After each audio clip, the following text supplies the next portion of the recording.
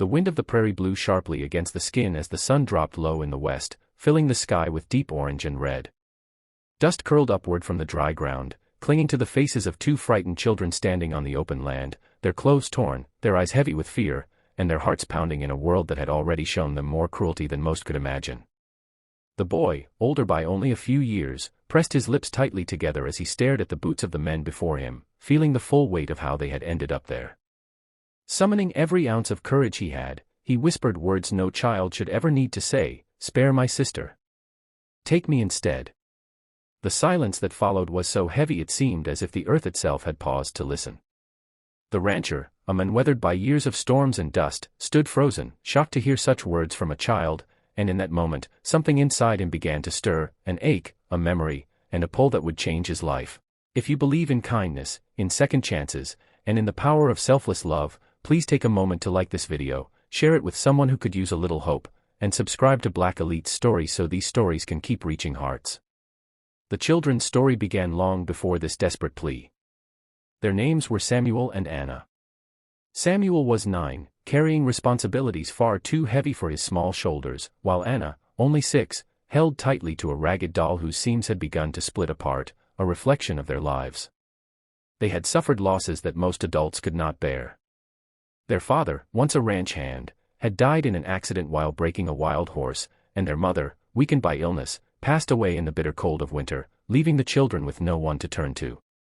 Since then, they had wandered from place to place, searching for scraps of food, hiding from those who would harm them, and praying each night for someone to see them not as a burden but as children who needed love. One day, their wandering brought them to the land of a man known simply as the rancher, a tall figure with deep lines carved into his sunburned face and a reputation as cold as the steel of the branding iron he carried. He had lost his own family long ago and built walls of silence around his heart, and no one dared approach him or ask him for kindness. Yet here stood Samuel and Anna, thin, hungry, and covered in dust, pleading silently with their eyes. The rancher studied them for a long time, his mind telling him to turn away as he had done before, but Samuel's gaze, steady, brave, and filled with sacrifice, broke through the iron around his soul. When Samuel spoke his plea, offering himself in place of Anna, the rancher felt a shock run through him, as though he were staring into the reflection of the man he had once been before grief hardened him. Days passed, and the rancher did not send the children away. At first, he simply gave them food, watching quietly as Anna clutched her doll and Samuel waited for her to eat before touching his own plate. He noticed how Samuel worked tirelessly at small chores despite his thin arms, and how Anna's rare but sweet laughter softened even the hardest days. Slowly, without realizing it, the rancher began to feel something he thought was gone forever, the stirrings of family. Still, it was not easy. The ranch hands grumbled, whispering that the children were strays, mouths to feed, and trouble waiting to happen. One even said aloud the rancher never should have taken them in. Samuel overheard these words one evening while carrying water, and the shame struck him deeply. That night, as Anna drifted to sleep, he whispered that if the rancher ever decided to send them away, he would not beg but would do everything he could to keep her safe. Those words weighed heavily on his little heart. What Samuel didn't know was that the rancher had been standing nearby and heard him. The boy's quiet promise struck him harder than any storm. This child, who had nothing, carried more love and bravery than many grown men. The rancher lay awake that night, struggling with questions he had buried for years. Could he risk loving again? Could he open his heart to these children, or would he fail them as he felt he had once failed his own family? The true test came one evening when a group of rough men rode onto the ranch. They had heard of the two children and came with cruel intentions, planning to take them and sell them for labor. Before the rancher could react, Samuel stepped forward, spreading his thin arms in front of Anna and shouting that if someone had to be taken, it should be him. "Spare my sister. Take me instead." His words rang across the ranch as Anna clung to him, sobbing. The rancher stood frozen for a moment, watching this small boy fight a battle no child should ever face, and something inside him broke open.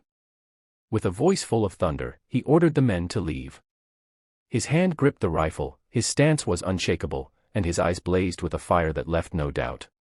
The men retreated, leaving behind only dust in the air. When calm returned, the rancher turned to the children, his hands trembling, not with fear but with the weight of a decision already made.